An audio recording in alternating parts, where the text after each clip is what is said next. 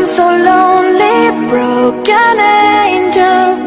I'm so lonely, listen to my heart.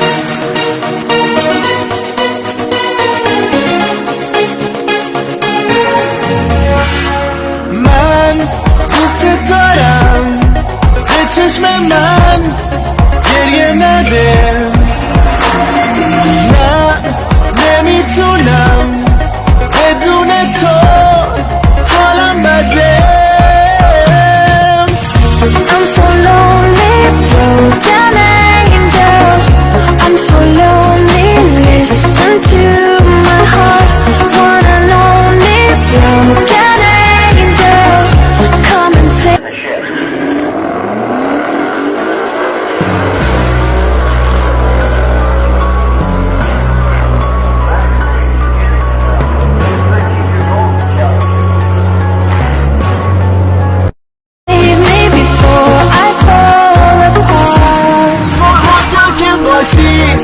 کنارتم تا آخرش دیوونتم تو نمیدونی که جونمی برگرد پیشم I'm so lonely, broken angel. I'm so lonely, listen to my heart. One and only broken angel. Come and save me before I fall apart.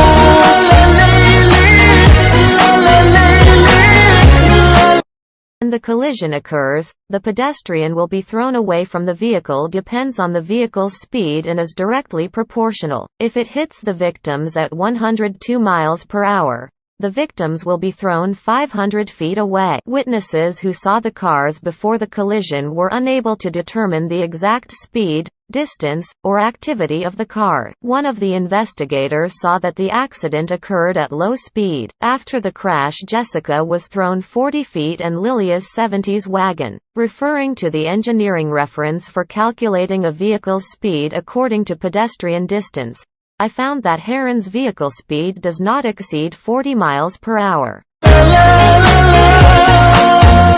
Monitor what was happening, because there wasn't any drinking and there wasn't any marijuana use, and I can be assured of that because I was there the entire time.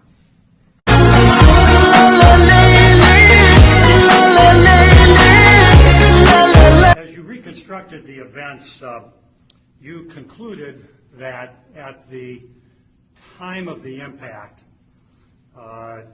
the Mustang was traveling between 30 and 40 miles per hour, correct? At impact, yes. The 77-page motion refutes that, claiming the speed of the Mustang, which struck the victims, was traveling between 30 and 35 miles per hour, well under the speed limit at the time. There were also no signs of skid marks or any witness claiming the two cars were racing side by side. Yet this information was never shared with the judge.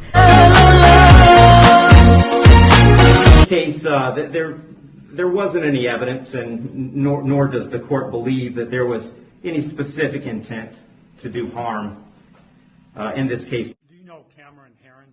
I do. And has he been a patient of yours? He has. Would you first tell us, when did you first see Cameron Herrin in your office? I first saw him following this tragic accident in June of 2018. He was distressed, and his family was overwhelmed. I believe he actually got my name through you, his attorney. I agreed to see him for an evaluation and then agreed to see him as a patient. Since that date, is that correct? Yes, June. A short time after the accident. Yes. Is that correct? How many times have you met with Cameron Herrin? I've met with him in person in my office between approximately 30 to 40 times. I have also spoken with him on the phone, and his family members probably another at least 30 to 40 times. So keeping it kind of general for a few moments here, was Cameron in some distress when you first met with him? He was in extreme distress. He was not out of touch with reality, but his ability to be rationally and logically connected to his surroundings and his circumstances was weak and failing. Did you find it necessary to prescribe medications? I did. What medications did you prescribe, and what was the diagnosis that resulted in those prescriptions? The initial diagnosis was an acute stress syndrome related to what he described to me as I killed two people, and his terror and horror at thinking that he had done such a thing and that he was responsible for such a thing. He was prescribed antidepressant and anti-anxiety medications in order to allow him to sleep and maintain reasonable, logical connection with reality. And from the beginning, did he accept responsibility for what he did? He did indeed. I noted today in the testimony. For what he did? He did indeed. I noted today in the testimony, and I've heard this before. So if you would you take us through the different meetings in your office and how things progressed during the course of your treatment, kind of a 30,000-foot view? Sure. Maybe a 5,000-foot view, if you will. Within a few weeks, I became less concerned that he was going to completely disconnect with reality and require hospitalization. He stabilized a bit. That was partly related to his return to his faith, his belief in God, his understanding that God forgives. He might never be able to forgive himself, but God forgives. He didn't believe that God would forgive him, but he believed that God does forgive.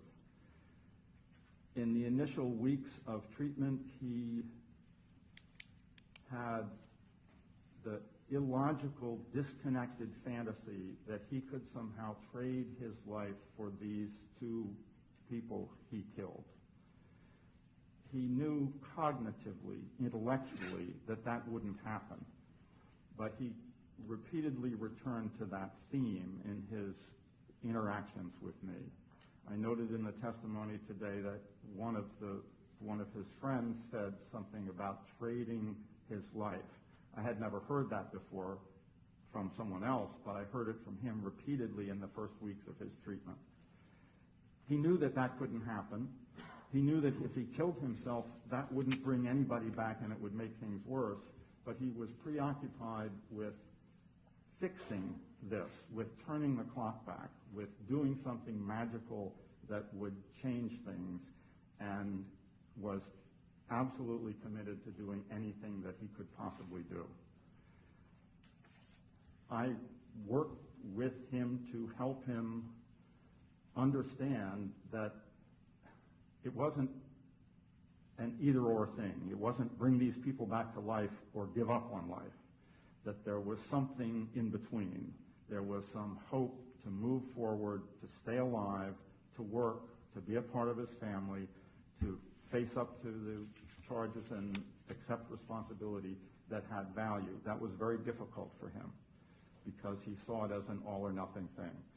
This was the extent of the remorse and the depth of the remorse that I saw in him in the first several weeks of treatment.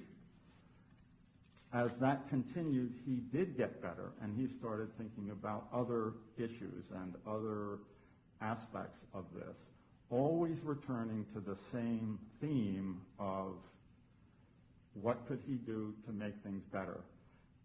Better for his family, better for the victim's family, better for the community, better for anybody and everybody. Well, does he pose any future threat to society? And please explain. I absolutely believe that he does not. And the illogical, disconnected fantasy that he could somehow trade his life for these two people he killed. He knew cognitively, intellectually, that wouldn't happen. But he repeatedly returned to that theme in his interactions with me. I noted in the testimony today that one of his friends said something about trading his life. I had never heard that before from someone else, but I heard it from him repeatedly in the first weeks of his treatment. He knew that couldn't happen. He knew that if he killed himself, that wouldn't bring anybody back and it would make things worse, but he was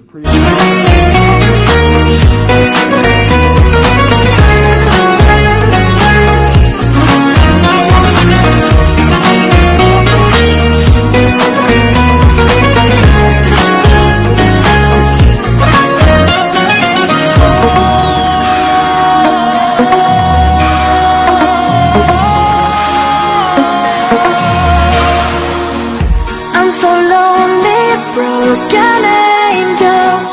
I'm so lonely, listen to my